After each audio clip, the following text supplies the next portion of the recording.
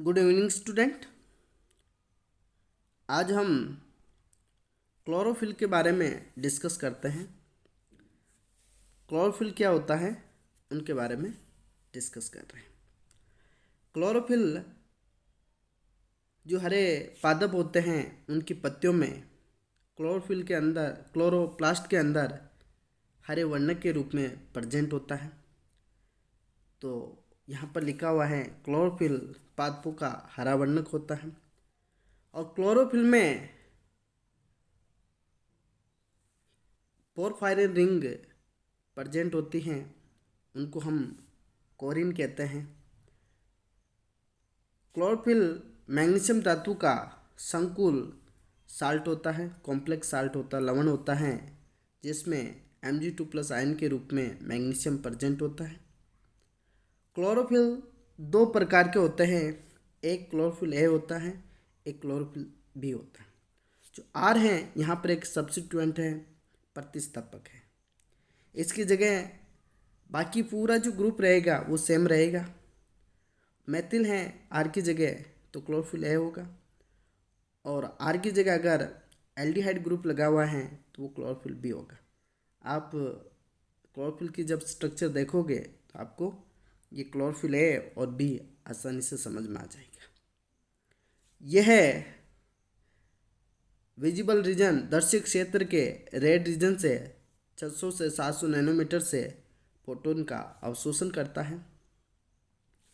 और ये जो पादपों में क्लोरोफिल का जो संश्लेषण होता है वो कोएंजाइम ए और ग्लाइसिन की सहायता से होता है। क्लोरोफिल हरे जो पादप होते हैं उनमें फोटोसिंथेसिस क्रिया में उपयोगी होता है।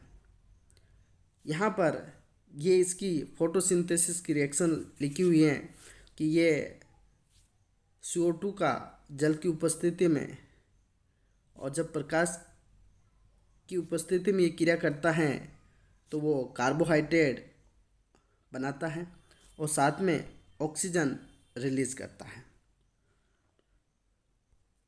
तो आपको जो क्लोरोफिल के बारे में इन सारी बातों को ध्यान में रखना है।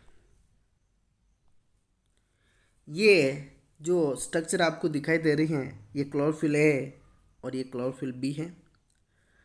यहाँ पर जो क्लोरोफिल है इसके अंदर ये जो बाहर वाली जो रिंग दिखाई दे रही हैं वो पोरफायरिन रिंग है, और इसमें ये वापस पायरोल जुड़े हुए हैं।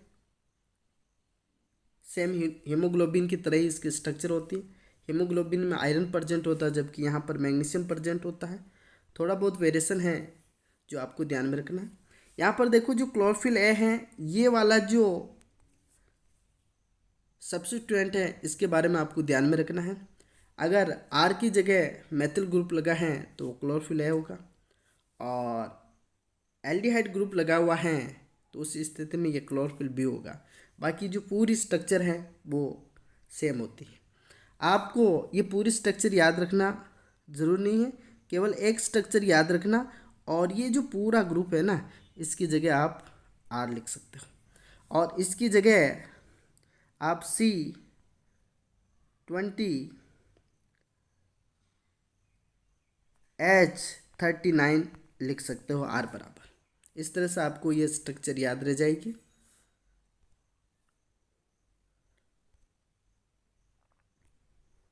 ये वाली स्ट्रक्चर देखो आप, इसके अंदर ये वाली स्ट्रक्चर आप जरूर याद रख लेना, ठीक है।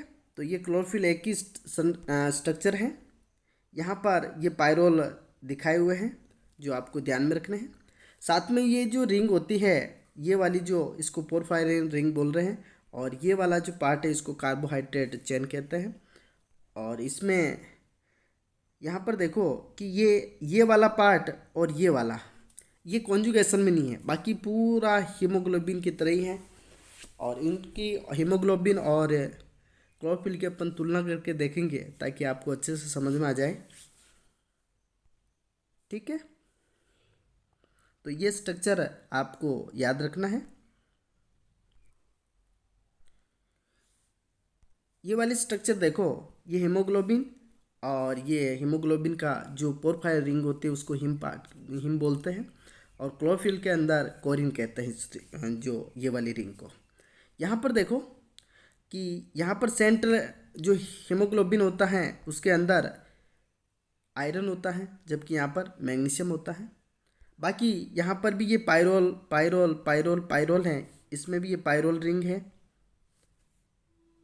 ठीक, साथ में ये वाला जो पोर्शन होता है ये पूरा का पूरा कॉन्जुगेशन में होता है, जबकि इसमें थोड़ा सा कॉन्जुगेशन नहीं है। ये वाला यहाँ पर एक डबल बॉन्ड आना चाहिए था, और यहाँ पर, तो ये आपको ध्यान में रखना है। बाकी सेम है। और इधर वाला जो ग्रुप है वो आपको ध्यान में रख लेना है कि C20H39 यहाँ पर लगा हुआ है। ठीक है, तो ये वाली थोड़ा सा वेरिएशन होता है, बाकी लगभग सेम देखने को मिलती है। तो इस तरह से आप कंपैरिजन करके हीमोग्लोबिन और क्लोरोफिल के स्ट्रक्चर को याद रख सकते हो।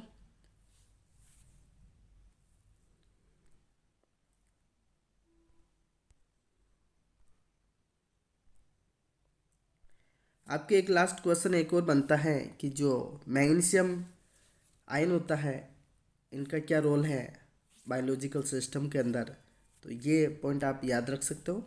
मैग्नीशियम आयनों का अधिकतम अवशोषण अम्लीय माध्यम में होता है, जो कि गृहिणी ड्यूडेनियम द्वारा किया जाता है। मैग्नीशियम आयन प्रोटीन संश्लेषण में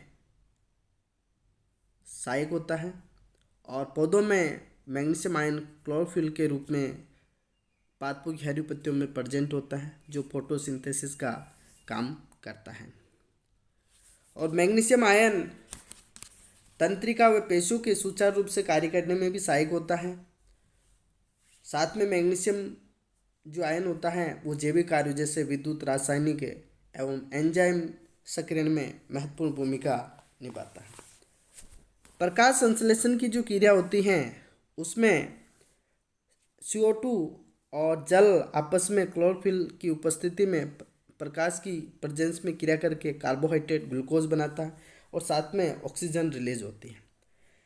जो फोटोसिंथेसिस के जो रिएक्शन होते हैं वो एक रिडॉक्स रिएक्शन होती हैं, जिसमें CO2 का रिडक्शन होता है, अपचयन होता है, तथा जल का ऑक्सीजन में ऑक्सीकरण होता है, और साथ में कार्बोहाइड्रेट का फॉर्मेशन होता है। तो इन सब बातों को आपको ध्यान में रखना है। ठीक है, तो आज के लिए इतना ही काफ़ी, और आई होप आपको ये क्लोरोफिल और हीमोग्लोबिन में हमने कंपैरिजन किया, साथ में आपको ये क्लास समझ में आई होगी। Thank you.